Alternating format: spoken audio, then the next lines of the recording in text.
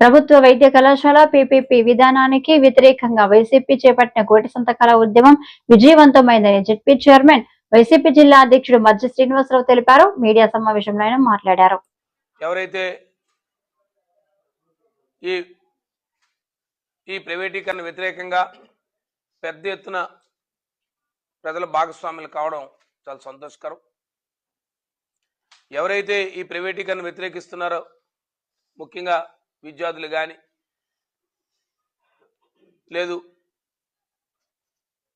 తటస్థులు కానీ మేధావులు కానీ అనేక మంది దీంట్లో పాల్గొన్నారు నిన్నటి రోజుని. మరి పత్రికా సమక్ష సాక్షిగా నేనంతా మీ అందరూ కూడా ఉన్నారు, మీడియా సాక్షిగా నిన్న పెద్ద ఎత్తున ఆ కార్యక్రమం విజయవంతమైనందుకు మీ ద్వారా జిల్లాలున్న 7 నియోజకవర్గాల మా అసెంబ్లీ నియోజకవర్గ ఇన్ఛార్జీలకి, ఆ నియోజకవర్గంలో వైఎస్ఆర్సీపీ పార్టీ శ్రేణులందరికీ కూడా ప్రత్యేకించి పేరు పేరున ప్రతి ఒక్కరికి మీ ద్వారా కృతజ్ఞతలు తెలియజేస్తా ఉన్నాను. ఎందుకంటే ప్రజల పక్షాన ఒక సామాజిక బాధ్యతగా ఈ ప్రభుత్వం తీసుకున్న నిర్ణయానికి వ్యతిరేకంగా పార్టీ అధ్యక్షుడు తీసుకున్న నిర్ణయాన్ని శిరసావిస్తూ పెద్ద ఎత్తున ప్రజలు భాగస్వాములు చేసి ప్రజలను ఆలోచింపచేసి ఈ ప్రభుత్వం తీసుకున్న నిర్ణయం తప్పు అని దీన్ని వెనక్కి తీసుకోవాలని చెప్పి ఇవాళ కూటమి నాయకులే ఆలోచన చేసే విధంగా ఇవాళ వైఎస్ఆర్సీపీ శ్రేణులు పెద్ద ఎత్తున ప్రజలకు అవగాహన కల్పించారు. దానికి ప్రత్యేకంగా వారందరికీ కూడా వైఎస్ఆర్సీపీ పేనులకి ముఖ్యంగా మా నియోజకవర్గ ఇన్ఛార్జీలందరికీ కూడా ధన్యవాదాలు తెలియజేస్తా ఉన్నాను. మరి నిన్నటి రోజు ర్యాలీని పెద్ద ఎత్తున విజయవంతం చేసిన ముఖ్యంగా మా నియోజకవర్గ కేంద్రమైన అసెంబ్లీ నియోజకవర్గ మాజీ శాసనసభ్యులు మాజీ డిప్యూటీ స్పీకర్ కోలగంటి వీరభద్రసాగర్ నేతృత్వంలో కూడా పెద్ద ఎత్తున వారి భాగస్వామ్యంతో నిన్నటి రోజుని ఈ కార్యక్రమాన్ని విజయవంతం చేశాం. మరి దాంట్లో శాసనమండలి సభ్యులు, మా శాసనమండలి ప్రతిపక్ష నేత పెద్దలు బొత్స సత్యనారాయణ గారు కూడా పాల్గొనడం చాలా సంతోషకరం. వారు పాల్గొనడం కూడా జిల్లాలో వైఎస్ఆర్సీపీ శ్రేణులకి ప్రజలకి ఒక ఉత్సాహాన్ని ఇచ్చింది. ఎందుకు చెప్తున్నామంటే ఇవన్నీ దీంట్లో పెద్ద ఎత్తున మీడియా పాత్ర కూడా ఉంది. మేము ఈ కార్యక్రమం మొదలుపెట్టిన దగ్గర నుంచి మీడియా సోదరులందరూ కూడా ప్రతి ప్రాంతంలో కూడా మీరు కూడా ఈ కార్యక్రమాన్ని ఎప్పటికప్పుడు కవరేజ్ ఇస్తూ ఈ కార్యక్రమంలో మీరు కూడా పెద్ద ఎత్తున భాగస్వాములు అయినందుకు నా మీడియా సోదరులందరికీ కూడా ప్రత్యేకంగా నేను కృతజ్ఞతలు తెలియజేస్తూ, మీరే కాకుండా సుమారుగా 6 నియోజకవర్గాలు ఉన్న మిగతా మా పాత్రికేయ మిత్రులు కానీ మీడియా మిత్రులు కానీ ప్రత్యేకంగా వారికి కూడా నేను మీ ద్వారా ధన్యవాదాలు తెలియజేస్తా ఉన్నాను.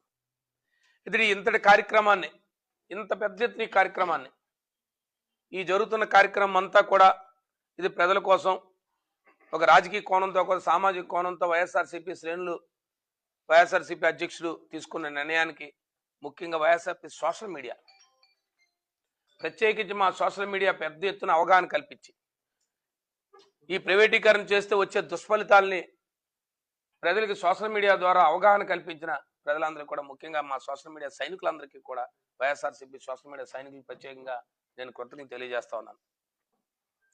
ఎందుకంటే ప్రజలు దినదినాన్న మొట్టమొదటి ఎందుకంటే ప్రభుత్వం తాలూకు విధానం ఆలోచన మారింది. మరి ఇవాళే చూసాం ప్రధానమైన పత్రికల్లో సాక్షాత్తు ముఖ్యమంత్రి గారు చెప్తా ఉన్నారు, లేదు పీపీపీ విధానం పార్లమెంటరీ కమిటీ ఏదో ఆమోదం తెలిపిందని చెప్పి. అంతేగాని ఎక్కడా కూడా దేశంలో విధానం మొదలుపెట్టారనో లేదా పలానా రాష్ట్రంలో విధానం ఉందనో లేదా మన రాష్ట్రంలోని విధానం చేశామనో ఇలాంటివి ఎక్కడా కూడా వారి మాటల్లో లేవు. అంటే వారు మొదలుపెట్టినప్పుడు అదే పీపీ విధానం చాలా గొప్పది, దీనిలో అంతా మేమే చేస్తాం, మేమే ఉంటాం, ఏదో రకరకాలైన భాగస్వామ్యంగా వాళ్ళు చెప్పారు. అసలు ఎక్కడా తేడా లేదు.